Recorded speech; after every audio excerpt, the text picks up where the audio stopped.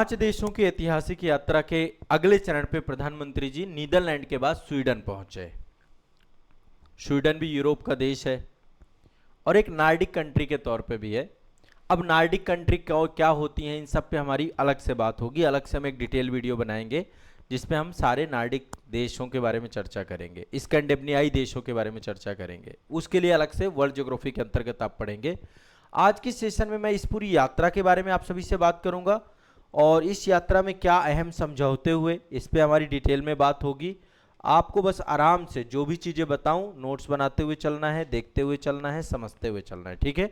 तो आप सभी जानते हैं प्रधानमंत्री नरेंद्र मोदी जी की 17 से 18 मई 2026 को स्वीडन के प्रमुख औद्योगिक और समुद्री केंद्र जिसका नाम है गोथेनबर्ग, ठीक है, लिखते जाइएगा गोथेनबर्ग, ठीक है, स्वीडन का औद्योगिक और समुद्री केंद्र है। 2 दिवसीय आधिकारिक यात्रा आपकी हुई है और ये एक तरीके से भारत और स्वीडन के संबंधों को नए रणनीतिक स्तर पर ले जाने वाला मील का पत्थर साबित होने वाला है। और दोनों ने एक दूसरे के साथ जो है बड़े गर्मजोशी से स्वागत किया गया। तकनीकी सहयोग पे भी बात हुई। आप ये वो सारे देश हैं जो कि विश्व के बहुत हैप्पीनेस देश हैं। यहाँ की इकोनॉमी इस स्तर की है कि यहाँ के लोगों के जीवन को मतलब एक तरीके से खुशनुमा जीवन बना लिया इन्होंने अपने आप को। तो कई सारे देखिए, सबसे पहले तो जब प्रधानमंत्री जी यहाँ पर पहुंचे तो फाइटर जेट के द्वारा एस्कॉर्ट किया गया है ना। स्वीडन के हवाई क्षेत्र में प्रवेश करते ही उनकी सुरक्षा और सम्मान के विशेष संकेत के रूप में स्वीडिश वायुसेना के द्वारा, जिसका नाम है ग्रिपेन सुपरसोनिक जो लड़ाकू विमान है, प्रधानमंत्री नरेंद्र मोदी जी के द्वारा को जो है उन्होंने हवा में एस्कॉर्ट किया, ठीक है। तो ये एक मतलब औपचारिक स्वागत होता है जब एयरफोर्स के द्वारा इस तरीके से एस्कॉर्ट किया जाता है। इसके अलावा एयरफोर्स में जो है यहाँ पर गोथेनबर्ग एयरपोर्ट है आपका। तो स्वीडिश प्रधानमंत्री जिनका नाम है उल्फ क्रिस्टरसन, इन्होंने प्रोटोकॉल तोड़ करके प्रधानमंत्री जी का स्वागत किया। स्वयं प्रधानमंत्री स्वीडन के मिलने आए प्रधानमंत्री नरेंद्र मोदी से। क्या नाम है? उल्फ क्रिस्टरसन, ठीक है। अब इसके अलावा स्वीडिश सरकार ने प्रधानमंत्री नरेंद्र मोदी जी को अपने देश का सर्वोच्च नागरिक पुरस्कार भी दिया है, royal order of the polar star, ठीक है। अभी इस पे बात करेंगे। आइए एक बार मैं थोड़ा सा स्वीडन आपको दिखाता हूँ लोकेशन कहाँ पे है। ये आपका मानचित्र है, ध्यान से समझिएगा। ये आपका फिनलैंड है, ठीक है। फिनलैंड के बाद यहाँ पे 2 देश दिख रहे होंगे, एक तो नॉर्वे है, दूसरा आपका स्वीडन है, ठीक है। ये नॉर्वे है, ये स्वीडन है, उधर फिनलैंड है, ठीक है। नीचे देखिए डेनमार्क है, यहाँ पे है नीदरलैंड। पहले यहाँ से यात्रा करके यहाँ पहुंचे आपके स्वीडन पे। ये जर्मनी है, ठीक है। ये है डेनमार्क। यहाँ पे देखिए एक देश है यूनाइटेड किंगडम, ये है उत्तरी सागर, ये अटलांटिक महासागर है। अटलांटिक महासागर पे ही आइसलैंड है। आइसलैंड आपको शायद दिख ना रहा हो, यहाँ पे छोटा सा देश है आइसलैंड। तो नार्डिक कंट्रीज जो देखेंगे ना हम, उन पे सब कुछ डिटेल में समझने का प्रयास करेंगे। तो जब इस पूरी यात्रा में गए तो प्रधानमंत्री जी को स्वीडन ने क्या किया? सर्वोच्च नागरिक पुरस्कार दिया, royal order of the polar star, ठीक है, कमांडर ग्रांड क्रॉस जिसको कहा जाता है, royal order of polar star. ये किसने दिया? स्वीडन ने दिया। सर्वोच्च नागरिक पुरस्कार है ये। 31वां अंतर्राष्ट्रीय सम्मान मिला है प्रधानमंत्री नरेंद्र मोदी जी को, 31वां अंतर्राष्ट्रीय सम्मान, ठीक है।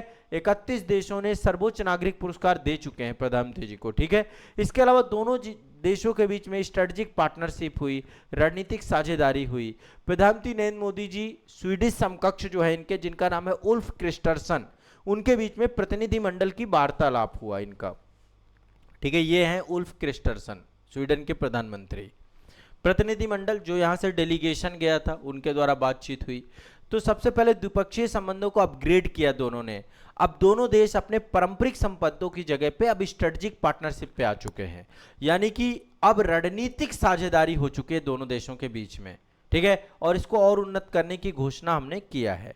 इसके अलावा जो भी हमारा ट्रेड है, अभी दोनों देशों के बीच में बहुत ज़्यादा ट्रेड नहीं है, लगभग 7.75 बिलियन, इनफैक्ट आप 8 बिलियन मान लीजिए राउंड फिगर में, तो 8 बिलियन डॉलर का ट्रेड है अभी। लेकिन इसको आने वाले 5 वर्षों में दोगुना किया जाएगा, यानी कि इसको 15 बिलियन या 16 बिलियन डॉलर करने की बात की गई है। तो आने वाले समय पे हम अपने एक दूसरे के ट्रेड को क्या करेंगे? डबल करेंगे, ठीक है। एक काम तो ये किया गया। दूसरा, आप सभी जानते हैं कि भारत एक आतंकवाद पीड़ित देश है और ऐसे में स्वीडन के द्वारा जो है मतलब जो ज्वाइंट प्रेस वार्ता जब हुई तो प्रधानमंत्री नरेंद्र मोदी जी ने, पहलगाम में आतंकी हमला हुआ था उस समय स्वीडन भारत के साथ खड़ा था, ठीक है। और प्रधानमंत्री जी ने इसका आभार भी व्यक्त किया कि आप संकट के समय हमारे साथ खड़े थे। आतंकवाद के खिलाफ भारत एक वैश्विक लड़ाई लड़ रहा है और ऐसे में स्वीडन का साथ भारत को मिला था, तो वैश्विक लड़ाई की मजबूत प्रतिबद्धता को लेकर के स्वीडन का आभार व्यक्त भी किया गया। इसके अलावा यूरोपीय business round table for industry, ठीक है। आप समझिए यहाँ पर जो प्रधानमंत्री नरेंद्र मोदी हैं, स्वीडिश प्रधानमंत्री हैं जिनका नाम क्रिस्टरसन है, यूरोपीय आयोग के अध्यक्ष उर्सुला वॉन डेर, इनके साथ मिल करके एक हाई प्रोफाइल बिजनेस फोरम को संबंधित किया। यहाँ पे ईयू की भी अध्यक्ष उपस्थित थी आपकी, एक आपका जो है यूरोपीय business round table for industry, ये आपका जो है एक फोरम है, बिजनेस फोरम है, जिसको प्रधानमंत्री नरेंद्र मोदी जी के द्वारा क्या किया गया, संबोधित किया गया। आप सभी जानते हैं यूरोपीय संघ की अध्यक्ष जब भारत आई थी तो मदर ऑफ ऑल डील्स हुआ था। मदर ऑफ ऑल डील्स का मतलब भारत ईयू मुक्त व्यापार समझौता हुआ था, जिसको हम एफटीए कहते हैं, फ्री ट्रेड एग्रीमेंट कहते हैं। तो जो ये ईयू के साथ हमारा ये समझौता हुआ है, अभी धीरे धीरे ये लागू हो जाएगा, इस साल लागू हो जाएगा, मतलब 2026 के अंत तक, दिसंबर तक आपका इसे लागू करना है। और ये अपने आप में बहुत बड़ा एग्रीमेंट है। जिस तरीके से ट्रंप टैरिफ लगा रहे हैं, ये सब चीजें हो रही हैं, अभी चाइना गए ट्रंप, जहां पे कोई निष्कर्ष नहीं निकला, बिना मतलब फजीयत करा के वापस लौट चुके हैं, ठीक है। तो भारत अभी आप सभी जानते हैं विकसित भारत बन रहा है, 2047 में भारत जो है विकसित भारत की तरफ आगे बढ़ रहा है। स्वीडिश प्रधानमंत्री क्रिस्टरसन ने कहा कि स्वीडन और पूरा यूरोपीय संघ 2047 तक भारत को एक विकसित राष्ट्र बनाने की यात्रा में भागीदार के तौर पे काम करेगा, हम आपकी पूरी मदद करेंगे। इसके अलावा जो प्रमुख यूरोपीय कंपनियां हैं, जैसे बोल्वो के बारे में आप जानते होंगे, बोल्वो भारत की नहीं है, विदेश से आती यूरोपीय कंपनी है, मर्स है, हिडलबर्ग है, अर्सेलर मित्तर है, ऐसी कई सारी कंपनियां भारत में काम कर रही हैं। इनके जितने सीईओ हैं, ये सारे सीईओ इस बिजनेस फोरम पे रहे। प्रधानमंत्री नरेंद्र मोदी ने वैश्विक अस्थिरता के दौर पर भारत की वैश्विक सप्लाई चेन का एक बहुत सुरक्षित और मजबूत स्तंभ इन सभी कंपनियों को बताया कि आप लोगों ने भारत को मजबूत बनाने में बहुत बड़ा योगदान दिया है। तो दिमाग में बैठा लीजिए, प्रधानमंत्री जी ने यूरोपीय business round table and for industry, इस पूरे फोरम को क्या किया, संबोधित किया, जहां उर्सुला वॉन भी थे जो यूरोपीय आयोग के अध्यक्ष हैं, ठीक है। इसके अलावा तकनीकी और वैज्ञानिक सहयोग, आने वाले भविष्य में तकनीकों को महत्वपूर्ण समझौतों और रणनीतिक सहयोग की सहमति दोनों देशों ने वो की। एक तो स्पेस रिसर्च, हम आने वाले समय पे अंतरिक्ष अनुसंधान के तौर पे एक दूसरे के साथ काम करेंगे। भारत अभी वीनस ऑर्बिटर मिशन भेजने वाला है, शुक्रयान भेजने वाला है, जैसे हमने मंगलयान भेजा था, चंद्रयान भेजा था, वैसे ही हम वीनस ऑर्बिटर मिशन भी भेजने वाले हैं। और जो वीनस ऑर्बिटर मिशन आपका है, इस मिशन में स्वीडन जो है भारत के साथ जुड़ेगा। न्यूट्रल एटम एनालिसिस भारत के उन्नत वैज्ञानिक उपकरणों को मुहैया कराएगा ताकि ये मिशन सफल हो सके। तो स्वीडन का हमें सहयोग चाहिए, किस चीज के लिए चाहिए, अंतरिक्ष अनुसंधान में वीनस मिशन को लेकर के। तो बहुत सारे न्यूट्रल एटम एनालिसिस के लिए भारत को बहुत सारे उन्नत उपकरण भी उपलब्ध कराएगा। कौन उपलब्ध कराएगा? स्वीडन कराएगा। दूसरा, भारत का डिफेंस इंफ्रास्ट्रक्चर को और मजबूत कराएगा। देखिए, रक्षा के क्षेत्र में हम अपने आप को आत्मनिर्भर करने जा रहे हैं, ठीक है। अभी पारंपरिक बहुत सारे रक्षा समझौते हमारे होते हैं, अब आगे चल के भारत में ही रक्षा उपकरण बने तो औद्योगिक इंफ्रास्ट्रक्चर साझेदारी, संयुक्त रक्षा विनिर्माण, डिफेंस मैन्युफैक्चरिंग का काम शुरू करने का दोनों देशों ने निर्णय लिया है कि भारत में आने वाले समय पर डिफेंस मैन्युफैक्चरिंग को और बड़ा रूप दिया जाएगा। भविष्य में स्वीडन की जो कंपनियां हैं 5G से 6G ट्रांजिशन की तरफ सक्षम हो सकें, AI इनबिल्ट जो है नेटवर्क डेवलप कर सकें। आज के टाइम पे AI आ चुका है, AI सक्षम नेटवर्क बन जाए, ग्रीन कंक्रीट और जो है टिकाऊ परिवहन यानी ग्रीन ट्रांजिशन के तौर पे, है ना, इन सभी पे भागीदार करने के लिए भारत के द्वारा इनको आमंत्रित किया गया है और भारत जो है स्वीडन के साथ इसको लेकर काम कर रहा है।